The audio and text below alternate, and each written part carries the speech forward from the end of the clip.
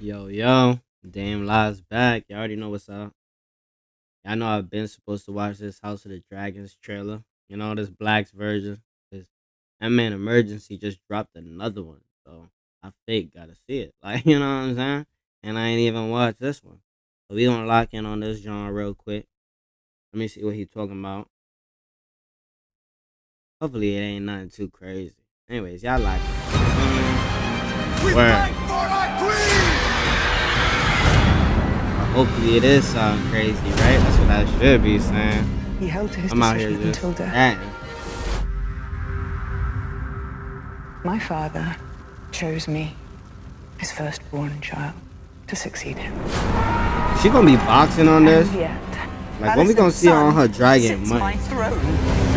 Back. The realm will soon tear itself apart. If men do not remember the oath sworn to King Viserys and to his rightful heir. I mean to fight this war and win it.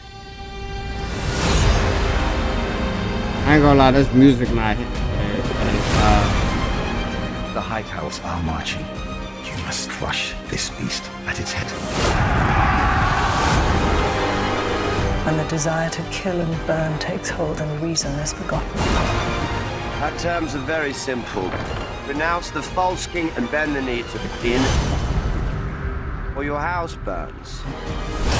You will not even remember what began the war in the first place. We fight for our queen! The throne.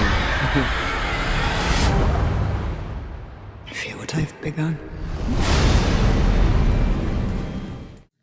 Welcome back, everyone. It's Charlie. This will be my new House of the Dragon Season 2 trailer for the Man, other we new know- we trailer, already the know you second don't- trailer you for don't win Team this Black. shit, too. There's a bunch of different footage, but a bunch more Easter eggs and a Like, bunch more dragons, so how we'll you break lose, it all you gotta down. be clean, If you're though. brand new to the channel, I'll be doing videos for all the episodes just like I did for Season 1 and for the main show, Game of Thrones, and for whatever other spin-offs they wind up doing. They're supposed to be shooting Nigga Night of the talking Seven on Kingdoms spoil this that year shit, and bro. releasing it at the end of next year, so we will get another prequel next year, I think, to bridge the gap, because we're not going to get House of the Dragon Season 3 until 2026. Personally, I'm actually happy now that they're planning for that, like, so we don't have like 2 years without any kind of Game of Thrones at all, even if it's going to be from alternating shows year to year.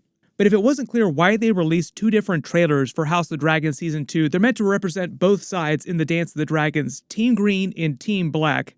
The whole reason why I made my Team Green trailer video first is just because that's the one that popped in my feed. Like, I got the Twitter alert for that first before I got the alert for the Team Black trailer. So when I was making that video, I didn't actually know if they were going to be dropping it until I was almost done making the video. Personally, I consider myself more of a Team Black supporter just because that is the way it was meant to go down within the context of the story. Very clearly, Viserys meant for Rhaenyra to become the next queen and was talking about the prophecy when he was talking to Alicent, even though she was confused about which Aegon he was referring to when he was talking about the prince who was promised. She thought that he was talking about Aegon II, her Aegon, because he's named the same as Aegon the Conqueror. So each of the different trailers is meant to show you the viewpoint of the different teams as they try to get support for their side in the Dance of the Dragons. They're basically going around the different realms, the different great houses to try and get their support in the war. Our terms are very simple. Renounce the false king and bend the knee to armor the going king, is kind of crazy. I ain't gonna or lie. your house burns. So the beginning of the Team Black trailer actually begins with the funeral of Lucerys. Like, this is him on the funeral pyre here being burnt. R.I.P. to Lucerys, because this is meant to set up a big retaliation from Daemon at the beginning of the season with blood and cheese in episode 1. There have been a couple other previews from that storyline. Like, you see Helena here with her children looking really afraid as someone off of camera. That's probably from Blood and Cheese. I thought we was gonna see that Rhaenyra man starts more. with her voiceover saying, "My father chose me, his firstborn child, to basically become like it the when next it's like this, queen though. You of never the know who 7 getting kingdoms." clapped. Technically, it's the 6 kingdoms in Dorne, because at this period in Targaryen history, they had not conquered Dorne yet, so it hadn't become part of Westeros, technically. Then we get our very first shot of Harrenhal from this side of the bay. Like, this is Harrenhal in the distance, but the first shot we've ever seen of the actual God's Eye in the Isle of Faces. Very, very important location in the lore of Game of Thrones, in the history of Westeros, and the world just in general. This gets into the War for the Dawn, the Long Night, the history of the Children of the Forest, so we'll talk about this when we get to this part of the episode, because it's also critical in the Dance of the Dragons to a huge battle between Daemon and Aemon, for everybody that wants to see that chaos go down on screen. During the last trailer, Aemon was boasting about fighting Daemon, like, if my uncle wants it, I will fight him, but he's a bit of a sweet summer child when it comes to stuff like that. He talks real big, but if you remember during season 1, he almost challenged Daemon, like he seemed like he was going to start a fight, but Daemon kind of chuckled at him and he backed down. It was Daemon's way of telling him, there's no way you're going to win this fight. Like, I will destroy you. Out. But here's the thing. I don't think their actual fight, like their one-on-one match between Vhagar, Caraxes, and the two of them going at each other over the God's Eye is going to happen until like season 3. The actual dragon that's flying to Harrenhal here actually seems like Cyrax, though. I'm not totally sure. Some of these shots of the different dragons in the trailer are kind of blurry, so it's kind of hard to make some of them out. The fact that you're even able to make looks any like you of need them Verizon out home is, internet, no surprise like, price hikes or testament hidden to you, fees, huh? because nobody likes This is just another shot of Word. Dragonstone. I believe this is also Cyrax, and in the distance on the shore there, you can actually see Storm's End, R.I.P. Lucerys again. Every time we see Storm's End this season, it's just going to remind us of what happened to Lucerys. When she says Alicent's son sits my throne, talking about Aegon II, this is the same shot from the Greens trailer of him entering the throne room and getting ready to sit on the Iron Throne. We get a shot of the family having dinner at Dragonstone. This person on the right, this big person, actually might be Hugh Hammer. Not totally sure, though. One of the other big new things in Season 2 is introducing some of the Dragon Seeds. They're basically all the people who are capable of bonding with dragons, because on Dragonstone, they control a bunch of dragons that are currently riderless, and they want to be able to activate them. Dragons are kind of like nuclear weapons inside the Game of Thrones universe, so the more of them you have, the more invincible you become, or the closer to invincible you become, but not totally invincible, because one of the downsides to the dragons and the dragon riders is that they can always switch sides. It would not be a Game of Thrones show if there wasn't a bunch of backstabbing and betrayals going on both sides. We get many more scenes of Dragonstone from around the castle. She goes out at night to Mount Cyrax. Looks like she's going somewhere. Then we get a bunch more footage up in the north at Winterfell and what seems like the Wall. This is meant to be Tom Taylor playing a version of Kragan Stark, basically the current reigning lord of Winterfell at the time. Notice they're walking on top of the wall, so we will see the Night's Watch again. Generally, the shot is also meant to mirror the beginning of a Game of Thrones series when Jon Snow was walking on top of the wall for the first time with Benjen. And probably one of the other biggest Easter eggs in this shot here, notice on his back, he has his family's ancestral Valyrian steel blade, Ice, which belonged to Ned Stark before it was melted down by Tywin Lannister. R.I.P. to Ice, but it still exists as the Valyrian greatsword Ice at this point in history. Typically, it's passed down amongst the lords of Winterfell, like whoever was the previous lord to the next one. Kragan Stark winds up being a big ally of Rhaenyra's because he kind of went through the same thing that Rhaenyra is going through right now with someone within the Stark family trying to usurp the lordship of Winterfell. That whole Stark civil war went down during the time jump in the middle of House of the Dragon Season 1. So that's why he has the line in the trailer when he's talking about the rightful heir, Rhaenyra, quote-unquote, because he himself was the rightful heir, but someone tried to usurp that from him. I'm not totally sure which dragon this is. It could be Cyrax again, but the green soldier here, or the green knight that's frozen with dragon fear, is actually Gwaine Hightower, Alicent's younger brother. We actually saw him during Season 1 because Daemon put him on his ass. You just didn't see his face because he was clad in armor. We get another shot of the battle. This seems like it's from Rook's Rest. This is Aemond inside the Red Keep, Otto Hightower, the Lannisters, Corlys Velaryon getting ready to inspect their fleet. It just seems like he's giving some battle advice to Rhaenyra. This is Daemon when it seems like he first comes to Harrenhal to try and capture it. His whole speech about renouncing the false king is when they're going around to the different lords and ladies of Westeros, basically asking them to swear fealty to Rhaenyra. This is meant to be a funeral procession after Blood and Cheese. It's kind of spoilery, so I don't want to get too deep into this, but if you've read the books, then you actually know what's going on here. This will probably be in like episode 2 or episode 3. Then we get the rest of Daemon's voiceover as he's talking to another great house, asking them to swear fealty or burn their house, essentially. Maybe this is when he goes to Riverrun, maybe this is somewhere else in the Riverlands. We get a longer battle scene from Rook's Rest in the forest here. This is meant to be Baela on Moondancer. She was also in the last trailer. I confused her for one of the other dragons.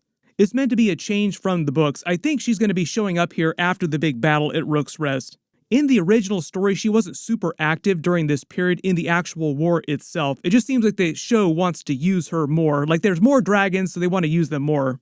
Then this whole conversation that Rhaenys is having with Rhaenyra is basically about the fact that both sides of this, that the Greens and the Blacks, will both wind up being losers. Like there'll be no winner in the Dance of the Dragons because they'll basically be fighting themselves.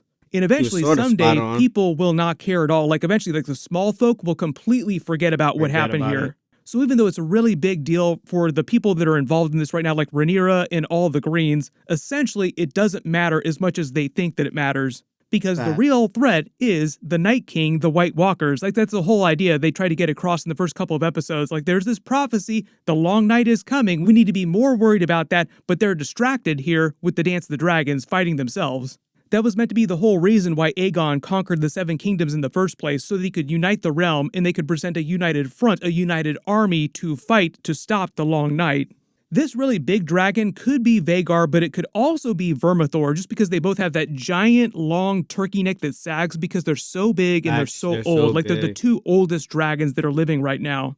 She says she fears what she's begun. That's the Dance of the Dragons itself, like the actual fighting begins this season.